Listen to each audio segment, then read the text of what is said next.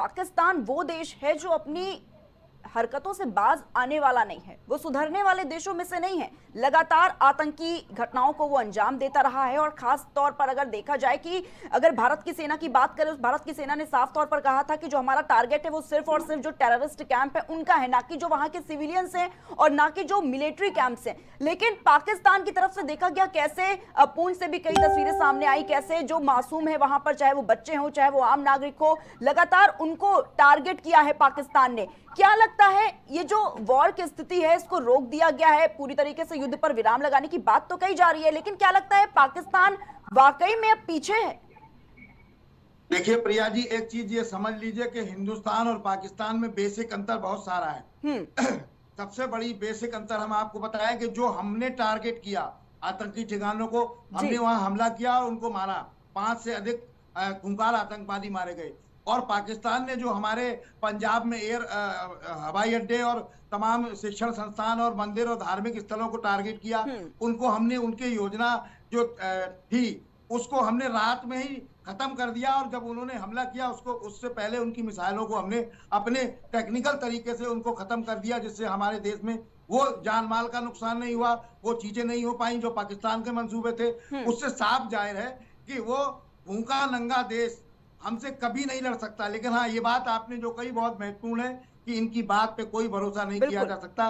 पाकिस्तान ने हमेशा से ही किया, समझौता करने के बाद पाकिस्तान हमसे किसी मामले में नहीं जीत सकता है। पाकिस्तान केवल एक मामले में आगे है हमसे कि वो आतंकवाद को बढ़ावा देता है और आतंकवादियों को पालता है। ये हमारी नीति में नहीं है, हमारी नीयत में नहीं है, क्योंकि हम दूसरे देशों पे खिलाफ कोई कार्रवाई नहीं करते। इसलिए तो मुझे लगता है कि पाकिस्तान इस बार फंस गया है और उसे बिल्कुल लगा कि अब हम निस्तो नाबूद हो जाएंगे। ये वो भारत नहीं रहा जो पहले था। अब जो भारत है बहुत नए तरीके का है, नए तरीके से है, नई टेक्नोलॉजी है हमारे पास, जिसको मुझे लगता है कि आप और हम देख पा रहे हैं कितनी जल्दी वो सड़क पे आ गया, गिड़गिड़ाने लगा, घुटने टेक दिए। बहुत सारी चीजें हैं, लेकिन चूंकि ये रक्षा विभाग का मामला है, देश की आन बान शान का मामला है, तो इसमें देश के राष्ट्रपति, प्रधानमंत्री, रक्षा मंत्री, गृह मंत्री जो भी निर्णय लेंगे मुझे लगता है कि देश के हित में होगा और देश की जनता के हित में होगा। लेकिन बहुत बड़ी चीजें ये रही कि वो जो टारगेट करके हमारे देश का नुकसान करना चाहते थे वो नहीं कर पाए। हाँ, एक काम उन्होंने जरूर किया कि वो हमारे देश में और दुनिया को गुमराह ये करते रहे कि हमने भारत का ये नुकसान कर दिया, हमने वो कर दिया। हमारे जवान जरूर कुछ शहीद हुए हैं और वो वीरता से लड़े और शहीद हो गए, लेकिन ये हमारा कोई विशेष नुकसान नहीं कर पाए, क्योंकि इनका जो भी काम था, नुकसान करने का प्लान था, वो सारा का सारा हमारे जाबाज सिपाहियों ने, टेक्नोलॉजी ने उसको वहीं निस्तो नाबूद कर दिया। और आज हम सुरक्षित हैं। जब ये जान गए कि हम कुछ नहीं कर पाएंगे, तो इन्होंने मजबूरी में आत्मसमर्पण किया, घुटने टेके और आज हमारे देश के सामने खड़े हैं। और 12 तारीख तक जैसी जानकारी मिल रही है, रक्षा सचिव ने प्रेस कॉन्फ्रेंस भी किया है, इस पे लोगों को बताया भी कि 12 तारीख तक अभी युद्ध रोका गया है। 12 तारीख को फिर एक बैठक होगी और उस बैठक के बाद निर्णय लिया जाएगा आगे क्या कार्रवाई की जाएगी। जी प्रिया जी। बिल्कुल बिल्कुल नीरज जी, क्योंकि ये पाकिस्तान वो पाकिस्तान है, ये भूखा नंगा देश जिसके पास खाने के लिए खाना नहीं है। और वो शब्द ऐसे हैं जो हम और आप टीवी पे नहीं बोल सकते हैं, बिल्कुल नहीं तो उनके लिए बहुत अच्छे उदाहरण बिल्कुल भी हैं बिल्कुल नीरज जी, क्योंकि ये वो पाकिस्तान है जिसके पास खाने के लिए खाना नहीं है, राशन के लिए किस तरीके से ये हाथ में कटोरा लेकर घूमते हैं और ये युद्ध की बात करते नजर आते हैं। ये अपने डिफेंस सिस्टम की बड़ी बड़ी बातें करते हैं और सिर्फ परमाणु बम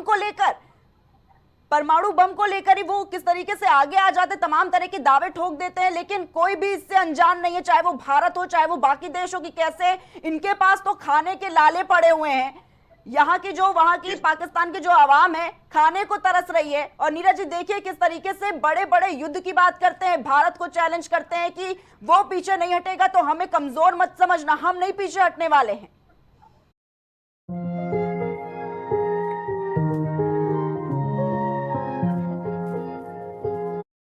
हमें कमजोर मत समझना, हम नहीं पीछे हटने वाले हैं। प्रिया जी, अभी हमने लड़ाई ढंग से शुरू भी नहीं की है। हाँ। और हमने अभी एक चीज हम आपको बताएं, जैसे कोई फिल्म बनती है हमारे यहाँ, तो फिल्म से पहले उसका ट्रेलर जारी होता है। ये एक ट्रेलर का एक हिस्सा है। आप देखिए पाकिस्तान की पार्लियामेंट के हालात क्या हैं, पार्लियामेंट के अंदर क्या हो रहा है। सांसद खड़े होकर रो रहे हैं, गिड़गिड़ा रहे हैं, अल्लाह और खुदा से दुआई मांग रहे हैं। वहीं आप आवाम की स्थिति देख लीजिए। और इतनी इसके बाद खाने को आपके पास है नहीं, लड़ने को हथियार नहीं, भारत का मुकाबला नहीं कर सकते। उसके बाद जिन आतंकियों को हमने मार गिराया, हमारी सेना ने मार गिराया, उनकी शहादत बताते हैं, बिल्कुल। उनको सलामी देते हैं, इनको शर्म नहीं आती है। और लड़ो उससे जिससे जीत जाओ, या घंटे 2 घंटे अगर जीत लड़ने की स्थिति में हो, आप 2 घंटे भी नहीं लड़ सकते हमसे, उसके बाद भी हमारे साथ। लेकिन जो उनकी गलतफहमियां अब तक रही कि हमें लगता है कि वो 78-74 और पुराने भारत को ही आज तक समझते रहे हैं, तो उनकी ये गलतफहमी दूर हो गई कि 2025 का भारत है और यहाँ हमें क्या क्या तमाशा देखने को मिलेगा। जैसा अभी ट्रेलर भी नहीं देखा है उन्होंने, ट्रेलर भी हमारा पूरी तरह नहीं चल पाया, क्योंकि हमें उसके लिए भी 2 दिन चाहिए होते, तब हम पूरा ट्रेलर दिखाते।